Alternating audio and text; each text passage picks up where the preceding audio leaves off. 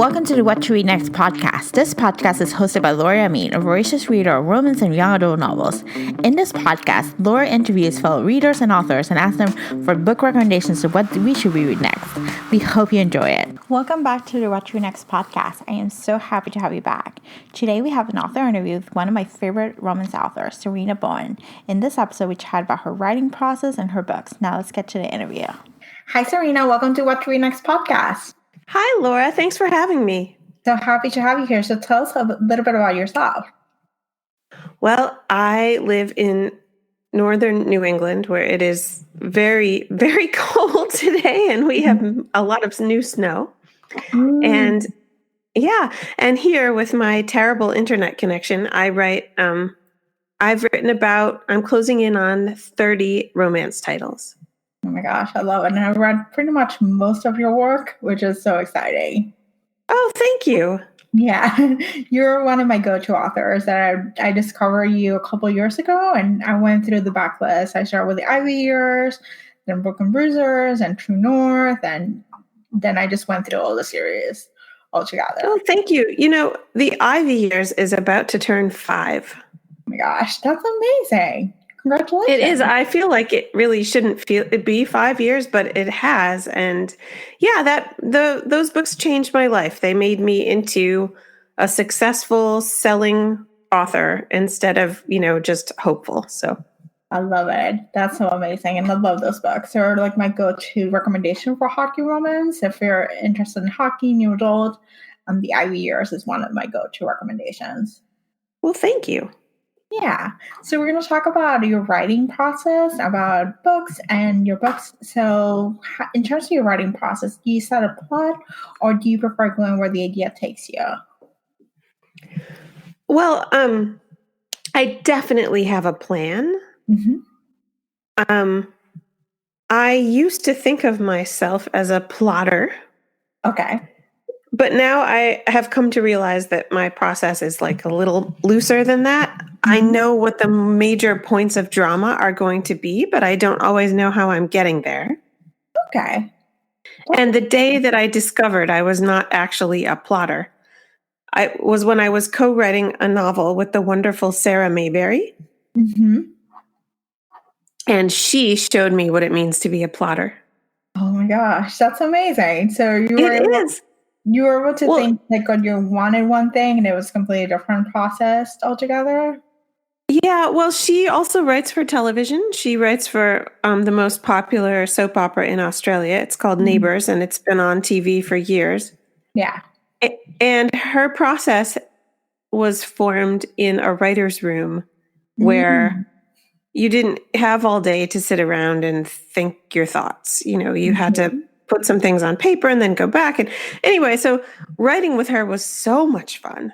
And I learned a ton. And I also learned a ton about myself. And that's what happens when you co-write with something is you realize again that there isn't just one way to do this job. Mm-hmm. Yeah, that's so true. I think that's the beauty of co-writing, because you get to see other people's style and you get to adopt what you like, but you can also leave the rest. Right. That's awesome. So what, according to you, is the hardest thing about writing? Well, unless you're plotting a novel with Sarah Mayberry, the hardest thing about writing is definitely the solitude and the having to make decisions in a vacuum. So the lack of feedback is definitely a challenge. You have to, make all your mistakes and then fix them all yourself. And in fact, as soon as I finish a co-written project, because I have quite a few of those, the next book is always so much harder because there isn't anyone who's going to come along and say, hey, you know what? You could get this easier if you just made this one little change. That's so powerful. Yeah, I can imagine how hard it can be just being a vacuum of just writing, and then trying to go back to your writing and be like, is this working? It's not working. Do you share your work along the way or do you wait till it's completed? Well, I like sharing my work along the way, but the truth is it's really difficult to do that. Yep. You can't always have just somebody sitting there on demand who understands the process and understands the way your books usually unfold. Mm-hmm.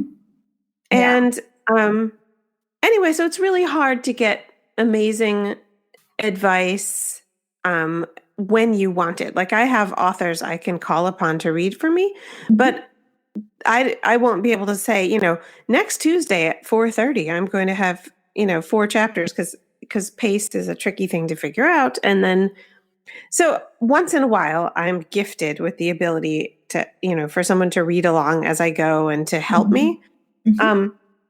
But help also comes in other ways. So it's more common for me to be stuck on something or just worried about something. And for me to call someone who I trust, like maybe Sarah Mayberry or Elle Kennedy, and sometimes other people who don't even write books, and just explain the problem. And I'll say, so here's the issue. I've got this and I've got that, and these things are working, but I'm not sure about this other thing. And then, so even somebody who hasn't read the book can still be very helpful with asking the right questions. Yeah, I can imagine. That's really powerful just to problem solve, just kind of like workshop the problem. Exactly. That's awesome. So what would you say is the easiest aspect of writing? Oh, well, that I don't have a boss standing over me asking me when something's going to be ready. And to be perfectly clear, this job that I have is one of the most self-centered things you can do with your life. Like, it's very self-serving in some ways, and I'm not blind to that. I'm not resuscitating people in an operating room, or I make all my own choices, and you get to be a little spoiled. But don't you have like readers who are eagerly waiting for your next release, and they're just waiting and asking for you to chunk more work out? Does it feel like, I would say added pressure to your work, or you just disregard it and just follow your lead? Well, the truth is difficult, honestly, because that kind of pressure actually really does get to me. So it's not like I feel like I exist in a bubble. It's just that ultimately I do get to make all my own decisions. Yeah. And the pressure of other voices is problematic for a few reasons. And so there's this thing that happens when you're writing a novel, and there are days when you're drafting and you just have to let it all hang out and try every stupid thing that comes into your head and just be really non-judgmental. And then there are other days where you have to reverse that process, and you have to read what you've got so far, and you have to judge it on its merits and be highly critical. So there are these days when you take an in-breath and you have to analyze yourself to death, and then days when it's just like an outgust and you get to try all this stuff and not judge yourself. And then the problem is, on a day when you cannot afford to be critical, you log into Facebook and you see somebody being critical of some little decision you made in some book, or they want a book that you didn't plan on writing, or they're demanding something, and it's like the wrong moment to hear that feedback, because you need to have an open mind.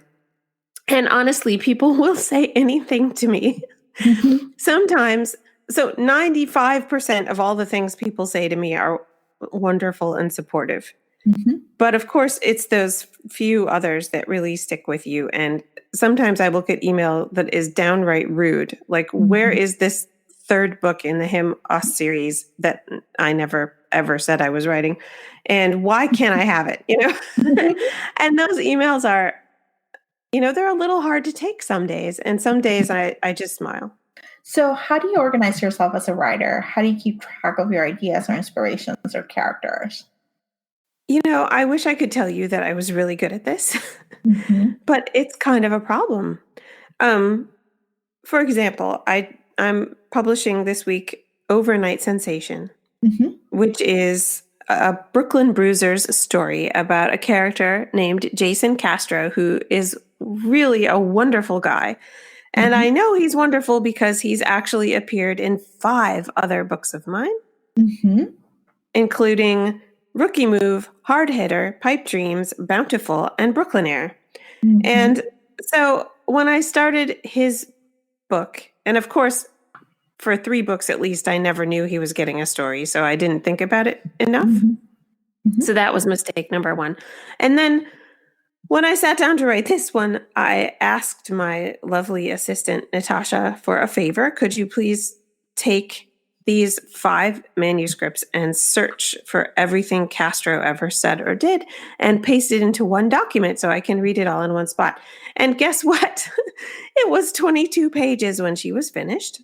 Oh my gosh. Yeah, so I had just a lot of material about this character, and some of it was a little bit contradictory. And I basically had to reconcile everything I knew about him. So an author told me once, and sadly I don't remember which one, she said, structure is freedom.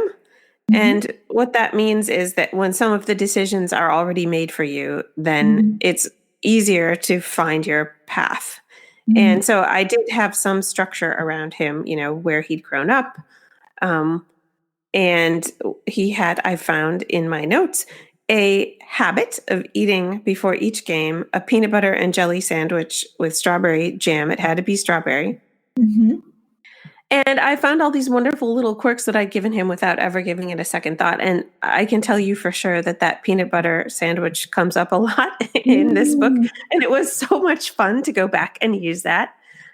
So I had a great time with the little things, but I didn't organize this very well ahead of time, even though I do have a system. I have these binders basically for each series, and I will put things in them like, how old is everybody, especially with the True North series, because it spans a number of years. So I do have one accounting where I'm like, okay, at the beginning of book 4, how old is everyone?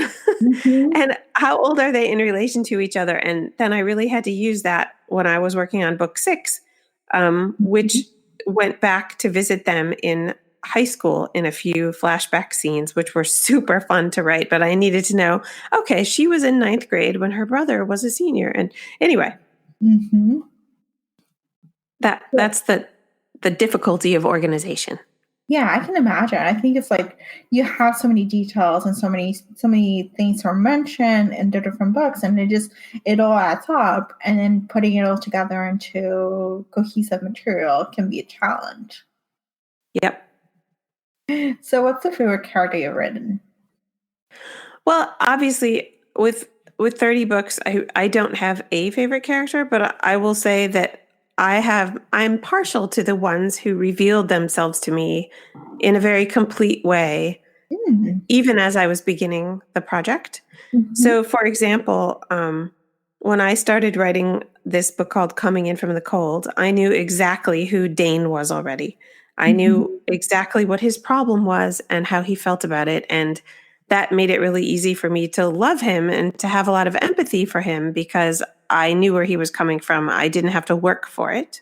And but not every book does that. In fact, there's a writer that I love named Kristen Higgins, and I was listening to a speech that she was giving, and she said she doesn't know her characters until about halfway through the book, and I completely understand.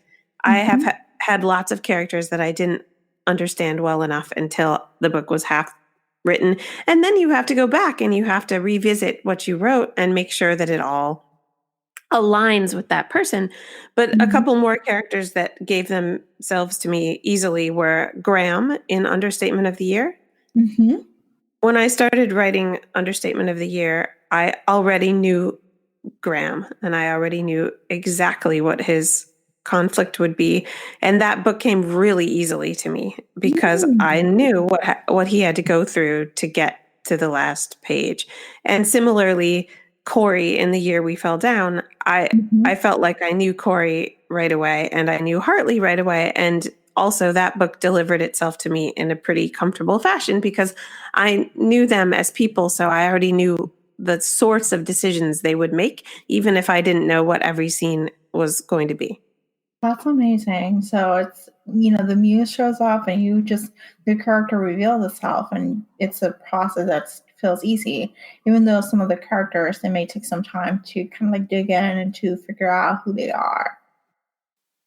Yeah. So I don't think of myself as a brilliant plotter in terms of twists and, So I always get where I need to go. I Mhm. always end up with a plot that's satisfying to me, Mhm. but it's often the thing that I'm stressed out about. Mhm. Um, but Chuck Wendig has this idea that characters poop plot, is how he puts it. And if you understand your character going in, then the plot comes more easily because their decision making process makes sense to you and you don't have to sit there and wonder. Yes, that's so inspiring. So, when inspired to write True North series, and are we going to have more books in the series, or is book six the final book? Um, well, True North was sort of inevitable for Mm-hmm. me as an author because here I had all these hockey books and I love hockey, especially college hockey. Mm-hmm. And but True North is about farmers and Vermont Mm-hmm. food producers. And I was very much afraid that people would not follow me from hockey to farmers, but it turns out they would. Mm-hmm. And the reason that I wrote True North is because that is really, really what I'm surrounded by. Mm-hmm. And we buy hard cider from an artisanal cider maker that is nearby. And cider making has always been interesting to me. And we have 50 fruit trees on our property. And it's just we're not farmers and we don't make cider, but all of the things that happen in the True North book, like he kills the pig, we Mm-hmm. buy our meat from farmers. And it's all just very familiar to me and it's very interesting to me.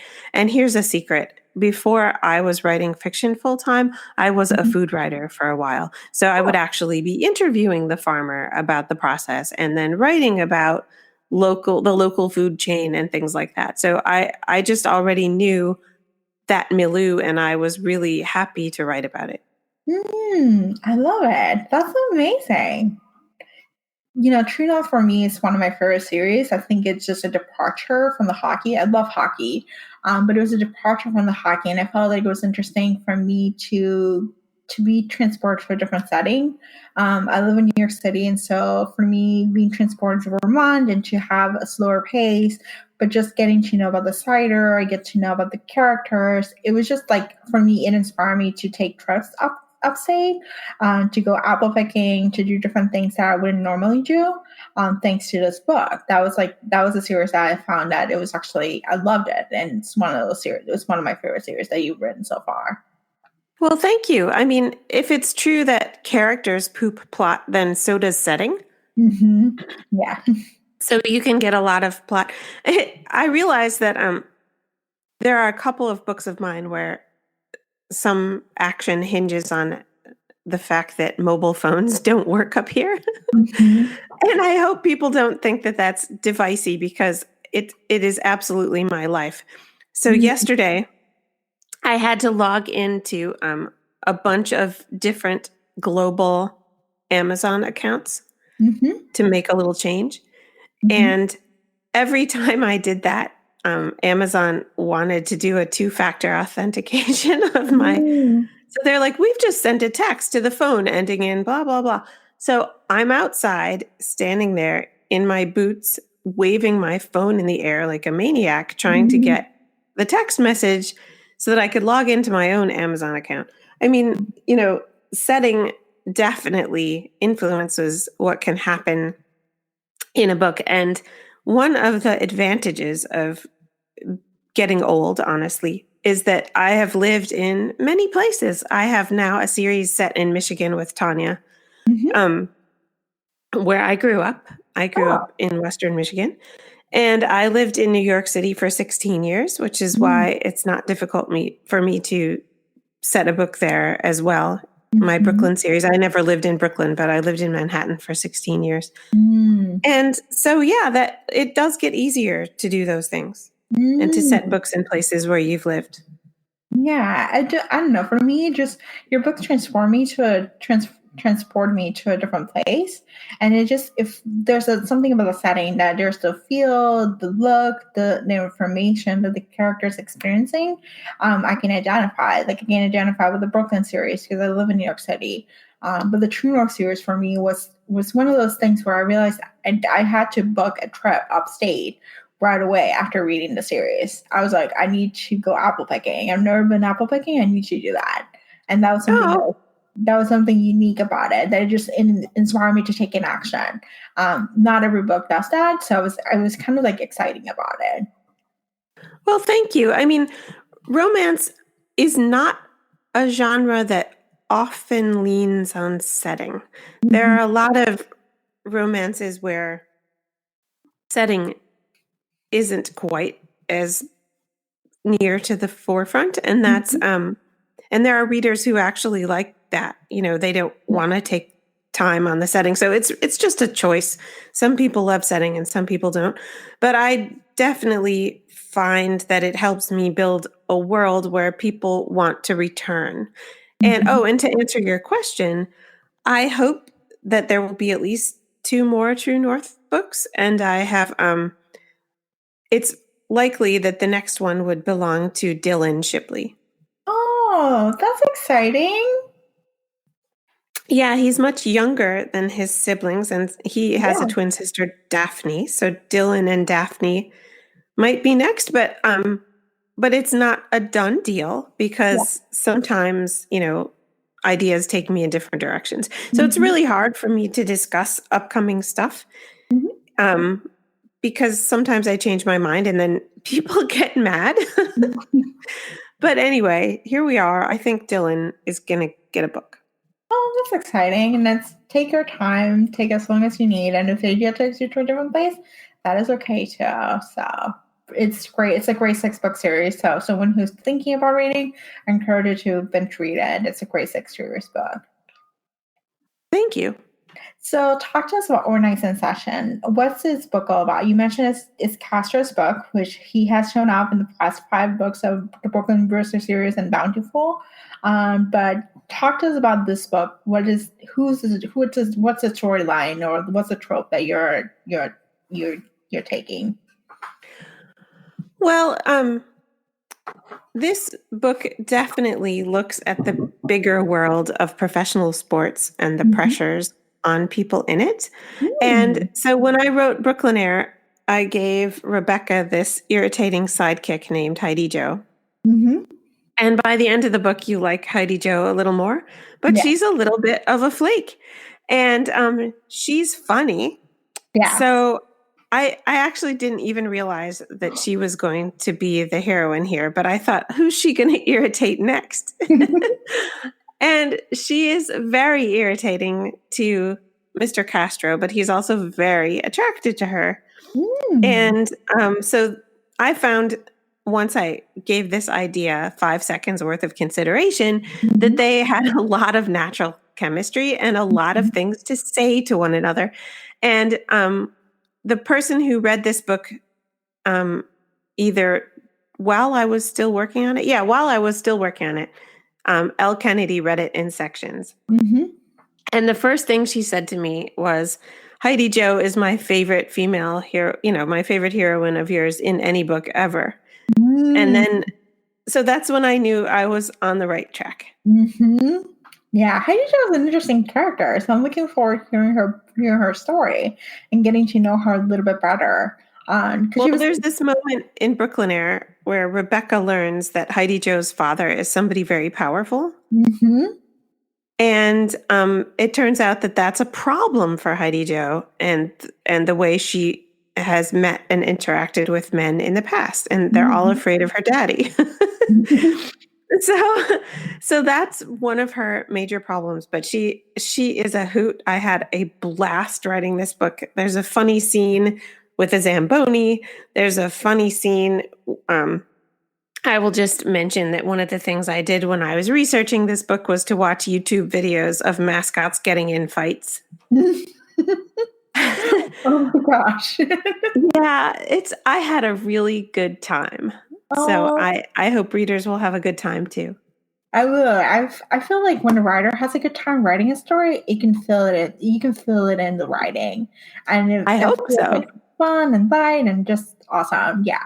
That's awesome. So I got a question about hockey in your books. How much homework do you do when it comes to writing about hockey? Well, I do some. Okay. Mostly, I want to know what the rules are because Yeah. wherever there are rules in a system, that's where the drama comes from. Mm-hmm. And so, of course, I want to get the rules right on the face of it because I don't want my readers who are, huge hockey fans to just say, "Oh, you did that wrong." Like that's bad. That takes people out of the story. And of course, I have made errors in the past, Mm-hmm. but the rules aren't just important for realism. They're also important for finding those points of pressure that make the story interesting. So I've used hockey rules and regulations and traditions in lots of different ways to manufacture difficulty and drama and plot for all of my characters. Yeah, I'm not a hockey fan, but I love hockey romance, and so it's kind of the things where I realize I'm like, oh, it pushes me to maybe actually watch a hockey game. But I love the way the writing gets included. That's like one of the things I love. I love the fights. I love hearing about the enforcers. I love hearing about the pre-game process and what does that look like. So it's kind of like I love when authors incorporate the game into the book.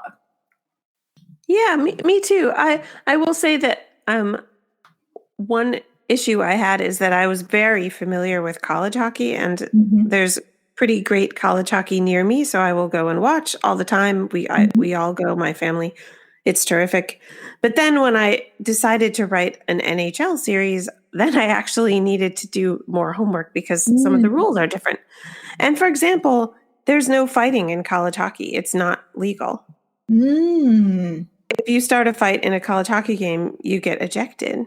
Oh, okay. So, yeah. So that's honestly wonderful because fighting is not, healthy for people. And I'm not somebody who's a big fan of the fights in hockey. I'm only a fan of them so long as people don't come away from it with a brain injury. Yeah. And anyway, so I had to think about all the ways that pro hockey is different from college hockey when I was making that transition. Yeah, I can imagine.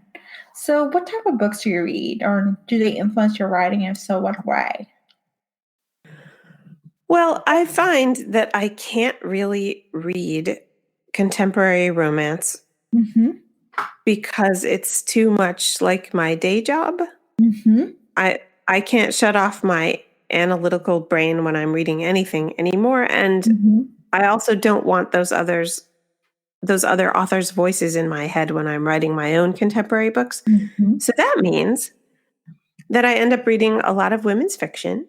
Okay. And I read sometimes thrillers, and I will read historical romance because that's just different. Like it tastes different and it sounds different. And so the last book that I enjoyed was The Keeper of Lost Things by Ruth Hogan. What's that? And I thought that was a terrific book, and there is a lovely romance in it. It's just that it isn't strictly a romance, and I thought it was terrific. Lots of snappy dialogue and some fun British humor, and it was just it was a joy. Oh, I'm gonna pick that one up. Thank you. So, tell us where we can find you online. Oh, well, I'm so easy to find online. SarinaBowen.com is a really terrific resource. I update my website all the time. And also, I've been having a lot of fun on Instagram lately at sarina.bowen. And I have a reader group on Facebook called Serendipity, which is like SARIN Dippity. I love it. Thank you so much for being in the show. Oh, it was entirely my pleasure. Thank you. Thank you, Sarina, for a great interview. For a detailed list of books mentioned in this podcast, please visit whattoreadnextblog.com/93. If you purchase a book through the links in the show notes, you will be supporting the What to Read Next blog. If you enjoy this podcast, please consider subscribing to this podcast to wherever you listen to your podcast. Thank you so much for listening and have a great day.